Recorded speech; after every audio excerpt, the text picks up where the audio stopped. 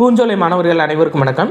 இன்னைக்கு வாவு சிதம்பரனார் சார்ந்து நம்ம தமிழ்நாடு அரசு வெளியிட்ட கவர்மெண்ட் மெட்டீரியலில் கொடுத்துருக்க முக்கியமான இன்ஃபர்மேஷன் பார்க்கலாம். ஃபர்ஸ்ட் பாருங்க, 1906 அக்டோபரில் சுதேசி நாவாய் சங்கம் ஓப்பன் பண்ணியிருப்பாரு. இது நம்ம ஸ்கூல் புக்கில் இருக்க டேட்டா. நம்ம கூடுதலாக பார்க்க வேண்டியது என்னன்னு சொல்லி பார்த்தீங்கன்னா, இந்த சுதேசி நாவாய் சங்கத்தோட தலைவர் பாண்டித்துரை தேவர், சரிங்களா? அதோட சட்ட ஆலோசகர் அதான்ப்பா ரொம்ப முக்கியம். இந்த சுதேசி நாவாய் சங்கத்தோட சட்ட ஆலோசகர் யார் அப்படின்னா சேலம் சி விஜயராகவாச்சாரி. யாருன்னா ராஜாஜி, சரிங்களா? அவர் தான் சுதேசி நாவாய் சங்கத்தோட சட்ட ஆலோசகர்.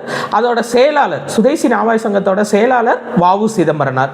இவர் காளியா லாவோ அப்படின்ற 2 கப்பலை வாங்கி தூத்துக்குடிக்கு இலங்கைக்கு நடுவில் ஓட்டியிருப்பாரு. இதில் மெயினாக பார்க்க வேண்டியது இது மெய்யறிவு மெய்யறம்.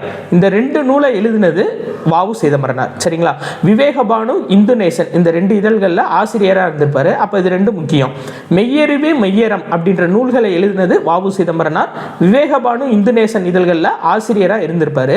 இவருக்கு 1972 செப்டம்பர் 5 சிறப்பு அஞ்சல் தலை வெளியிட்டிருப்பாங்க ஒன்றிய அரசு சார்பா.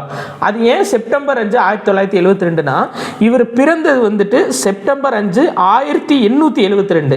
அவருடைய 100வது பிறந்த நாள் அன்னைக்கு தான் ஒன்றிய அரசு சார்பா அஞ்சல் தலை வெளியிட்டிருக்காங்க. செப்டம்பர் 5 1972. 2011 தூத்துக்குடி துறைமுகத்துக்கு வாவு சிதம்பரனார் துறைமுகம் அப்படின்னு ஒன்றிய அரசு சார்பா பெயரிட்டிருப்பாங்க. இது ரொம்ப முக்கியமான இன்ஃபர்மேஷன், பார்த்துக்கோங்கப்பா. நன்றி.